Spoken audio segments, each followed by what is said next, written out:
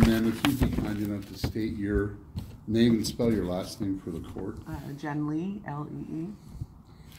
And ma'am, what is your position with Tick Park West? I am the property manager and representative. And in that capacity, are you familiar with the books and records as they refer to 1563 North Diaz and David Street in San Bernardino? Yes.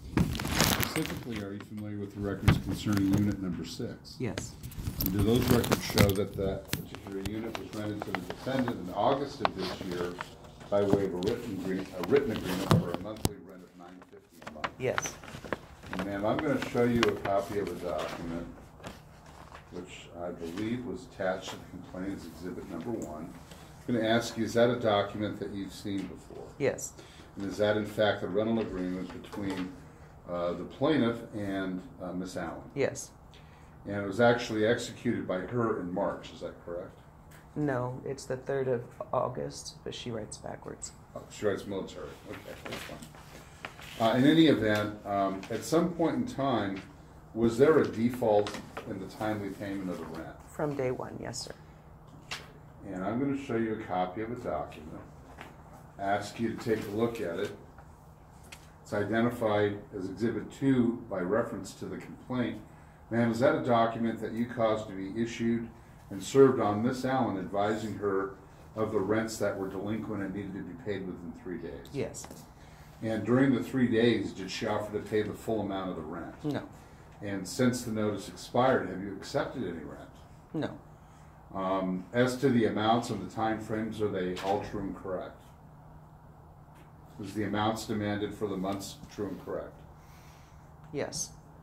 And as we speak, is she still occupying the property? Yes.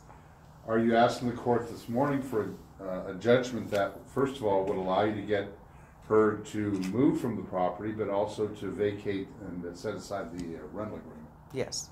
Are you also asking for the rent on the notice of $1,900 for the months of October and November? Yes.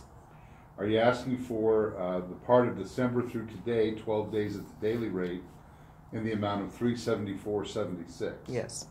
For your court costs of $365 and attorney fees pursuant to paragraph 42 in the amount of $500? Yes. And you want the agreement set aside and the property returned to the plaintiff? Absolutely. Your Honor, I have nothing further. I would ask that Exhibit 1, the contract, Exhibit 2, the notice, and Exhibit 3, which I believe is the proof of service of the notice, all attached to the complaint, be admitted by reference. They'll be received as 1, 2, and 3. Now, what do you have to say? I don't know what I'm supposed to say. I mean, the only thing I'm here for is to ask for a little bit more time because I have children. That's the only reason why I'm here today. She has never paid rent. I've been Ever. paying rent. I have paid rent. Ever. I don't want to turn this to an argument. I know what I'm here for. And I have paid rent. If you look at the few papers that show me that the time that I have paid rent, yes, I have. And the other times that I have not because my income got cut. So from that point, I could not pay anything else. That's why I'm here today. Okay, I'll find judgment for the plaintiffs for the financial amount as indicated. Restore possession of the property and forfeit the remainder of the lease agreement. You'll probably have until about the second week in January Thank you. before they get the writ of execution going. Thank you. They're way behind the sheriff's.